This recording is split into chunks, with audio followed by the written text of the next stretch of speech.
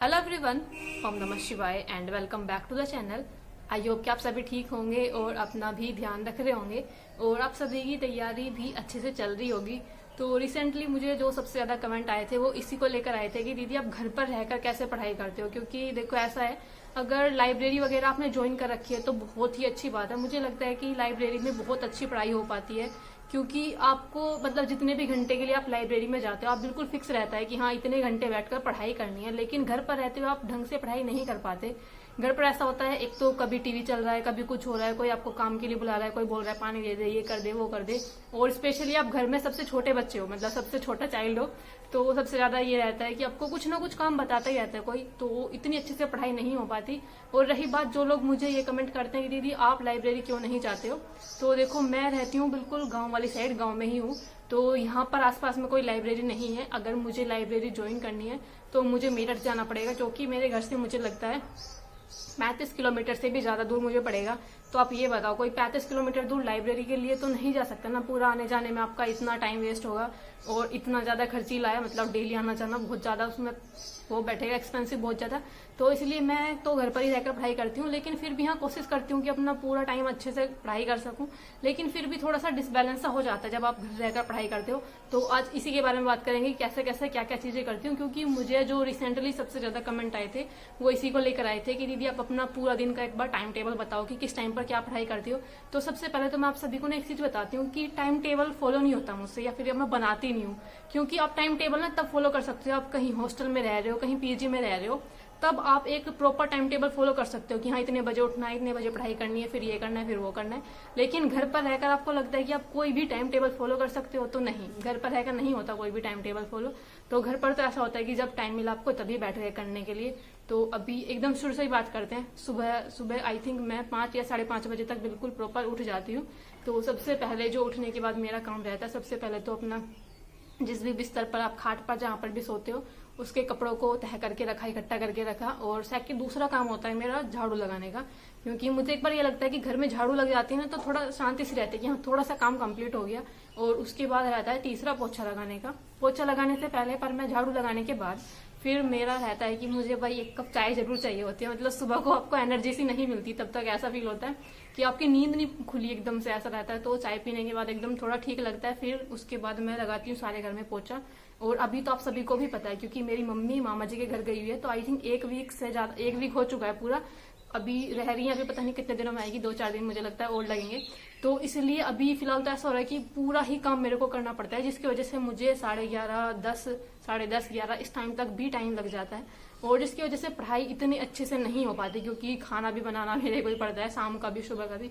तो इसलिए तो मैंने क्या बताया था कि हाँ झाड़ू लगाने के बाद चाय पीती हूँ, चाय पीने के बाद मैं लगा लेती हूँ पोछा। और उसके बाद फिर मेरी कोशिश ना ये रहती है कि मैं थोड़ा सा अपना मॉर्निंग के टाइम पर कुछ चीजें कंप्लीट कर लूँ। जैसे कि फिलहाल जैसे मैंने आप सभी को बताया अभी कि मैं जीएस पर ज्यादा फोकस कर रही हूँ इस टाइम पर। तो मेरा यही टारगेट रहता है कि जीएस के एटलीस्ट 5 पेज में सुबह के टाइम पढ़ लूँ और 5 पेज में शाम के टाइम पढ़ लूँ।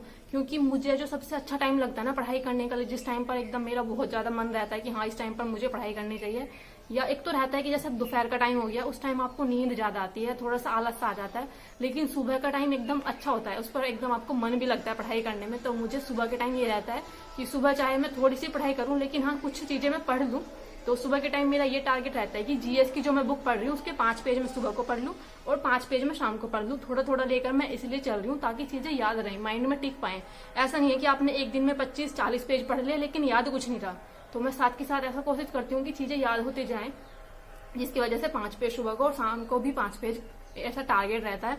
कभी कभी कंप्लीट हो जाता है, कभी कभी इतना भी नहीं हो पाता। और दिन में ये टारगेट रहता है कि जिसमें अपना मैथ पढ़ लिया या फिर रीजनिंग पढ़ लिया, इन दोनों सब्जेक्ट में से कोई सा भी एक सब्जेक्ट पढ़ूं, ताकि क्योंकि जो नींद जो आ रही होती है ना, एक तो देखो जिस टाइम पर आपको नींद आ रही होती है ना उस टाइम कोई आप वैसा सब्जेक्ट पढ़ते हो ना, जैसे हिंदी हो गया, जीके जीएस हो गया, तो ज्यादा नींद आती है। इसलिए जिस टाइम आपको नींद आ रही है, ज्यादा ऐसा लग रहा है, तो उस टाइम पर मैथ और रीजनिंग करते हैं तो नींद आने की पॉसिबिलिटी थोड़ी कम रहती है। इसलिए दिन में ये टारगेट रहता है कि दिन में अपना मैथ या रीजनिंग का जो भी कुछ मुझे थोड़ा बहुत पढ़ना है वो वाला पार्ट मैं कंप्लीट करूं। तो सुबह को 4-5 पेज पढ़ने के बाद मतलब पूरा ये रहता है कि 5 पेज तो एटलीस्ट कर ही लूँ। और मैं बैठ जाती हूँ आई थिंक 7 बजे के करीब, 7 से थोड़ा पहले, और 8 बजे तक मेरा चलता है। कभी कभी 8 से थोड़ा ज्यादा बच जाता है, कभी कभी जल्दी, क्योंकि एकदम फिक्स नहीं रहता कि 5 ही पेज पढ़ने हैं। अगर ज्यादा मन किया या ज्यादा टाइम है तो मैं ज्यादा पढ़ लेती हूँ, अगर नहीं टाइम मिला, ज्यादा नहीं पढ़ पाई तो कम भी पढ़ लेती हूँ। लेकिन हाँ 5 तो फिक्स ही रहता है कि एटलीस्ट 5 पेज तो मैं पढ़ ही लूँ। तो वो पढ़ने के बाद फिर फटाफट अपना सब्जी काटी और फिर रोटी बनाई और सब चीज मतलब ये सारा काम किया घर का कंप्लीट, जिसमें बर्तन वगैरह साफ किए। और बाद में उस टाइम तक आई थिंक मुझे लगता है फिर तो एक बार मुझे टाइम लग जाता है काफी। तो उसके बाद मेरा काम जो निपटता है वो 11 बजे तक हो जाता है। पूरा खाना वाना बनाना, कपड़े धोना और जो बर्तन साफ करना जो भी रहता है, ये सारी चीजें कंप्लीट होने के बाद फिर मैं थोड़ा आराम करती हूँ, क्योंकि भाई इंसान हूँ, मैं मशीन तो नहीं हूँ कि मैं इतना सारा काम करूंगी फिर थकूंगी भी। तो थोड़ा देर मुझे लगता है थोड़ा रेस्ट करती हूँ, फिर उसके बाद मैं बैठती हूँ अपना पढ़ाई करने के लिए दोबारा दोपहर के टाइम पर, जिसमें आई थिंक 12 कुछ भी बज सकता है, 12 बज जाता है कभी जब मैं दोबारा पढ़ाई करने के लिए बैठती हूँ। तो उस टाइम पर फिर अपना पढ़ाई की जितना पढ़ाई हो पाई, ऐसा नहीं है कि बहुत ज्यादा मतलब कि 2-4 घंटे में एकदम पूरा लगातार, मेरे से ज्यादा देर लगातार बैठकर पढ़ाई नहीं हो पाती। जैसे कि 1 घंटा बैठकर पढ़ ली, फिर उसके बाद 5 मिनट का 10 मिनट का ब्रेक चाहिए ही होता है, क्योंकि माइंड में ना ऐसा लगने लगता है। स्पेशली अगर आप जीके पढ़ रहे हो या कुछ लिखने वाला भी सब्जेक्ट पढ़ रहे हो, चाहे वो मैथ हो या फिर रीजनिंग हो, थोड़ा सा माइंड आपका थक जाता है। आपको 2-3 मिनट बस बीच में एकदम थोड़ा सा रेस्ट सा चाहिए होता है, उसके बाद दोबारा शुरू कर दो। फिर वही रहता है कि दोपहर में ज्यादातर तो ये कोशिश रहती है। और जिस दिन मैं मॉक टेस्ट लगाती हूँ तो वो जब मैं दोपहर के टाइम, ज्यादातर आपने देखा होगा मैं जितने भी मॉक टेस्ट बताती हूँ वो मैं आपको यही बताती हूँ कि मैं आई थिंक कभी 2 बजे कभी 3 बजे इस टाइम के आसपास ही मैं मॉक टेस्ट लगाती हूँ, क्योंकि इस टाइम पर ना ये रहता है कि कोई डिस्टर्ब सा नहीं करता ज्यादा, क्योंकि सुबह आप काम कर रहे हो तब कोई कुछ ना कुछ बताता रहेगा, लेकिन दोपहर में जब आप कुछ अपनी पढ़ाई कर रहे हो तो तब कुछ ज्यादा नहीं रहता कि कोई डिस्टर्ब करेगा। तो इसलिए ज्यादातर दोपहर के टाइम मैं मॉक टेस्ट लगाती हूँ, और उसका जो एनालिसिस करती हूँ ना वो मैं रात के टाइम करती हूँ। एनालिसिस में ऐसा नहीं, एनालिसिस में मुझे 1 से 1.5 घंटा लग जाता है पूरा प्रॉपर। मैं जितने भी मॉक टेस्ट लगाती हूँ उसका शाम को एनालिसिस जरूर करती हूँ। जैसे दिन में मॉक टेस्ट लगाया, फिर रात को सोने से पहले उसका एनालिसिस जरूर किया। और एनालिसिस में ऐसा करती हूँ जैसे कि हिंदी का पार्ट हो गया, मैंने अपना एक नोटबुक अलग से बनाई हुई है, मतलब पूरा एक रजिस्टर है अलग से।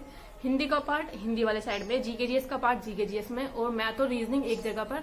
जो जो भी क्वेश्चन मेरे नहीं हुए उनमें क्या क्या शॉर्ट ट्रिक लग सकती थी, क्या क्या चीजें यूज होती थी, क्या फॉर्मूले थे, या उन क्वेश्चनों को मैं अलग से नोट कर लेती हूँ। वो मैंने अलग से एकदम पूरा अलग से रजिस्टर बनाया हुआ है, इतना बड़ा है। और जिसमें जहां तक मुझे लगता है जब से मैंने एनालिसिस करना शुरू किया तब से मेरा आरडब्ल्यू पर थोड़ा स्कोर भी आपने देखा होगा, चाहे वो यूपी पुलिस का हो या फिर यूपीएसआई का, दोनों में स्कोर थोड़ा सा इंक्रीज हुआ है। क्योंकि कुछ तो क्वेश्चन रिपीट हो जाते हैं इनके, और कुछ थोड़ा सा जब आप बार बार मॉक टेस्ट लगाते हो, एनालिसिस करते हो अच्छे से, तो स्कोर डेफिनेटली आपको इम्प्रूव होता है। तो यही सब चीजें मुझे बतानी थी। और देखो एक चीज और थी यहाँ कि रात को किस टाइम पढ़ाई करती हूँ, तो दिन में तो मैंने बता दिया आपको। फिर दिन में यही रहता है 3 बजे के आसपास फिर से मैं चाय बनाती हूँ, एक बार चाय पीती हूँ 1 कप। तो 3-4 बजे के बाद चाय पीने के बाद मतलब जितनी हुई पढ़ाई कर ली, जितना भी था मैथ रीजनिंग जितना भी करना था। कुछ ऑनलाइन तो मैं नहीं पढ़ रही फिलहाल के टाइम पर, कहीं से कोई भी सब्जेक्ट चाहे मैथ हो, रीजनिंग हो या फिर जीके जीएस हो या हिंदी हो, मैं कोई भी सब्जेक्ट ऑनलाइन नहीं पढ़ रही हूँ, मैं सिर्फ ऑफलाइन ही पढ़ रही हूँ। तो ये रहता है। और उसके बाद जो मैं ये जो वीडियो वगैरह रिकॉर्ड करती हूँ ये मैं करती हूँ शाम को 5 बजे के आसपास। आप सभी ने देखा होगा, क्योंकि पीछे से जो आवाज आ रही है ना, ये जो आपको साउंड सुनाई दे रहा होगा थोड़ा सा गानों का, गाने नहीं है भजन एक्चुअली में, तो ये हो रही है मंदिर में आरती वगैरह होने लगते हैं इस टाइम तक, 5:30 बजे तक, 5:30 या 5 बजे के करीब मैं ये वीडियो रिकॉर्ड करती हूँ। और जैसे कुछ लोग बोलते हैं ना कि आपको बहुत टाइम लगता होगा, देखो हैबिट हो जाती है वीडियो रिकॉर्ड करने में। 10 से 10 मिनट जितनी भी बड़ी वीडियो होती है उतना ही टाइम लगता है, क्योंकि ऐसा तो नहीं है कि मैं इसकी स्क्रिप्ट बनाकर बैठी हूँ पहले से ही। तो कोई इतनी बड़ी मैं यूट्यूबर नहीं हूँ कि मैं इसकी स्क्रिप्ट बनाकर बैठूंगी पहले से, फिर मुझे ये सब चीजें बोलनी है। जो भी चीजें आपके जिस टाइम पर जो भी चीजें बतानी है, बस मुझे सिर्फ उतना पता रहता है, जो माइंड में आता है वो हम बोलते चले जाते हैं। ऐसा नहीं है कि हमने पहले से कुछ लिख रखा होता है, ये नहीं है।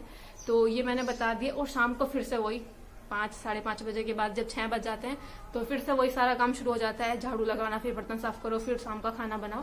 अभी तो मम्मी नहीं है इसलिए थोड़ा सा ज्यादा काम करना पड़ रहा है, नहीं तो मम्मी होती है तो हम दोनों ही जल्दी जल्दी कर लेते हैं, काम आराम से कंप्लीट हो जाता है। और शाम को ना मेरी यही कोशिश रहती है कि मैं थोड़ा जल्दी बैठ पाऊँ पढ़ने के लिए। तो शाम को मैं करीब 7:30 या फिर 8 बजे तक मैं बैठ जाती हूँ पढ़ाई करने के लिए, क्योंकि गांव में रहते हैं हम जिस तरह से, तो खाना जल्दी बन जाता है। देखो शहर में या टाउन में अगर आप कहीं रहते हो, आपने देखा होगा खाना ही 9 बजे के करीब खाते हैं लोग। तो जब आप 9 बजे खाना खाओगे, कब आप पढ़ाई करोगे, कब क्या चीजें करोगे। तो इसलिए यहाँ पर हम तो खाना जल्दी खा लेते हैं, इसलिए मैं बिल्कुल 7:30 या 8 बजे तक बिल्कुल फ्री हो जाती हूँ। उसके बाद ही मैं बैठ जाती हूँ पढ़ाई करने के लिए। और जितनी हो पाती है 10:30 या 11 ये मेरा लास्ट टाइम है, या तो 10:30 या फिर 11 इतने बजे तक पढ़ाई करती हूँ। उसके बाद सो जाते हैं, फिर सुबह को फिर से वही 5 साढ़े 5 बजे उठा, फिर से वही सब काम किया। और एक चीज ना आप याद रखना भाई, प्रॉपर नींद लेना भी बहुत ज्यादा जरूरी है। अगर आप सही से नहीं सोओगे ना रात के टाइम, कि आप सोच रहे हो कि 3-4 घंटे आप सो गए और फिर सुबह उठकर पढ़ाई करना शुरू कर दिया, सिर में दर्द हो जाता है और पढ़ाई भी नहीं हो पाती, फिर तो पूरा दिन आपका बेकार जाएगा। इसलिए अपनी प्रॉपर नींद भी लेनी है, अपनी पढ़ाई को भी कंटिन्यू करना है। तो अपनी ऐसे ही तैयारी करते जाओ। आई होप कि कुछ चीजें आप सभी को क्लियर हो पाएंगी।